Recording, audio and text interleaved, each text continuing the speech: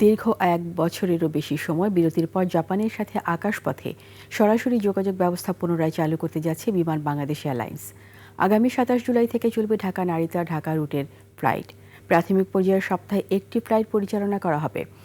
Aviation বিশেষজ্ঞদের মতে এই রুটটি কেবল বাণিজ্যিক কারণেই নয়, বরং দুদেশের মধ্যকার কৌশলগত ও জনসম্পৃক্ত সম্পর্ক উন্নয়নের জন্য অত্যন্ত গুরুত্বপূর্ণ। ইমন চৌধুরীকে সাথে নিয়ে বাকিটা জানাচ্ছেন সহকর্মী শফিকুল ইসলাম। নগদ নিয়ে এলো হার না মানা হার অফার। সর্বনিম্ন ১০,০০০ টাকা রেমিটেন্স নগদে পাঠালে থাকছে স্বর্ণের হার জেতার সুযোগ। ২০২৫ সালের ১ জুলাই তৎকালীন পরিস্থিতিতে হজ ফ্লাইট পরিচালনা, উড়োজাহাজের স্বল্পতা এবং ব্যবসায়িক বাস্তবতার কথা বিবেচনা করে ঢাকা-নারিতা রুটের ফ্লাইট সাময়িকভাবে বন্ধ ঘোষণা করেছিল বিমান বাংলাদেশ এয়ারলাইন্স।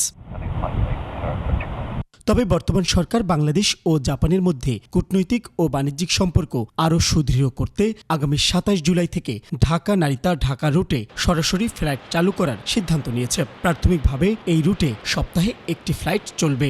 ৩০শে জুনের মধ্যে ফ্লাইটটা পরিচালনা করার কথা বলেছিল, কিন্তু আমাদের পারমিশন পেতে একটু সময় হচ্ছে জাপান গভর্নমেন্টের ওখানে, সেই জন্য এটা এখন নির্ধারণ করা হয়েছে। আমরা ইনশাল্লাহ ২৭শে জুলাই থেকে আমরা কার্যক্রম শুরু করতে পারবো, আমাদের ফ্লাইট চলাচল শুরু হবে।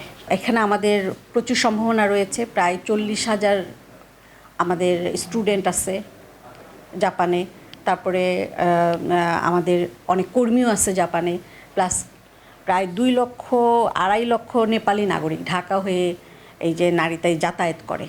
এভিয়েশন বিশেষজ্ঞদের মতে এই রুটটি দীর্ঘমেয়াদে টেকসই করতে সঠিক বিপণন কৌশল এবং যাত্রী সেবার মান নিশ্চিত করা জরুরি। শুরু করার যে ঘোষণা তাকে আমি সাধুবাদ জানাই, বাট ফ্রিকোয়েন্সির ব্যাপারে আমি খুব অপটিমিস্টিক না যে কখনোই একটা ফ্লাইট দিয়ে কোনো রুট ওপেন করা উচিত না। মিনিমাম যদি হয় তাহলে অ্যাটলিস্ট ৩টা ফ্লাইট করা উচিত।